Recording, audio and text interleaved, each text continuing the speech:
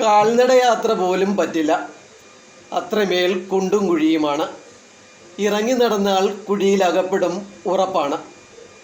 താഴെ വെട്ടിപ്പുറത്തു നിന്നും ഉന്തി ഉയർന്ന കുന്നിൻമുകളായ പൂവൻപാറയിലെ റോഡാണിത്.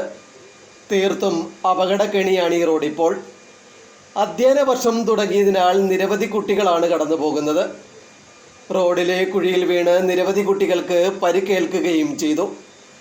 അടുത്തിടെ ഒരു സ്കൂൾ വാഹനം ഇവിടെ മറിയുകയും ചെയ്തു. പത്തനംതിട്ട നഗരസഭയിലെ 7-ാം വാർഡാണ്. പക്ഷേ നാട്ടുകാരുടെ അവലാതി കേൾക്കാൻ ആരുമില്ലാത്ത സ്ഥിതിയുണ്ട്. പരാതി പറഞ്ഞു മടുത്തുവെന്നാണ് പ്രദേശവാസി പൊന്നച്ചൻ പറയുന്നത്. ഞങ്ങളുടെ ഈ പൂവൻപാറ 7-ാം വാർഡിൻ്റെ ശാപം ഒരിക്കലും ആരും തീർന്നു തരുന്നില്ല. ഇപ്പോൾ സ്കൂൾ ടൈമുകളാണ്. കുഞ്ഞുങ്ങളെ കൊണ്ട് ഈ റോഡ് വഴി വണ്ടിയെ കയറിപ്പോകുന്ന വളരെ ബുദ്ധിമുട്ടും പ്രയാസം. എന്നാൽ തന്നെ സ്കൂൾ വണ്ടി ഒന്നിവിടെ മറിയാൻ പോയി.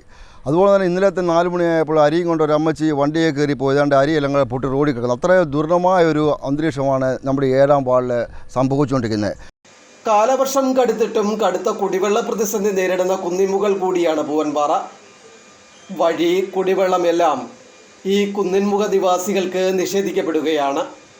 കുടിവെള്ളത്തിന് പരക്കം പായേണ്ട സ്ഥിതി. ഞങ്ങൾക്ക് കുടിവെള്ളം ഏറ്റവും അത്യാവശ്യമാണ്. കുടിവെള്ളത്തിനായിട്ട് മനുഷ്യൻ പരക്കം പായുക. കുളിക്കാനുമില്ല, കക്കൂസി പോകാനുമില്ല, ഒന്നുമില്ല. കുടിവെള്ളത്തിനായിട്ട് പരക്കം പാഞ്ഞ് മനുഷ്യൻ നടക്കുക. അതുകൊണ്ട് ദയവായിട്ട് ഇവരോട് ഞങ്ങൾ കാല് പിടിച്ച് പറയുക. ഇനി ഞങ്ങൾക്ക് വേറെ ഒന്നുമില്ല പറയാൻ.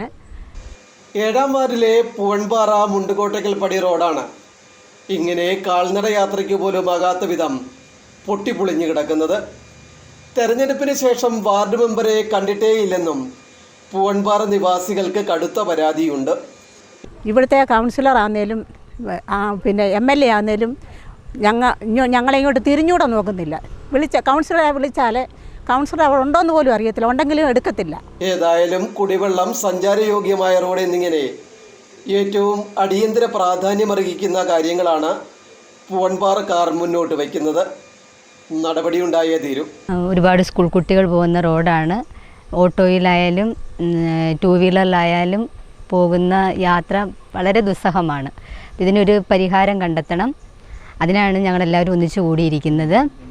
മാത്രമല്ല, ഈ പ്രദേശത്ത് കുടിവെള്ളം ഒരു പ്രശ്നമായിട്ട് മാറിക്കൊണ്ടിരിക്കുകയാണ്.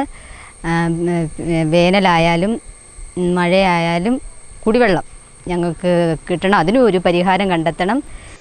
അവഗണനയുടെ കുന്നിൻമുകളായി പൂവൻപാറ ആയിത്തീരരുത്. News bureau, Pathanamthitta.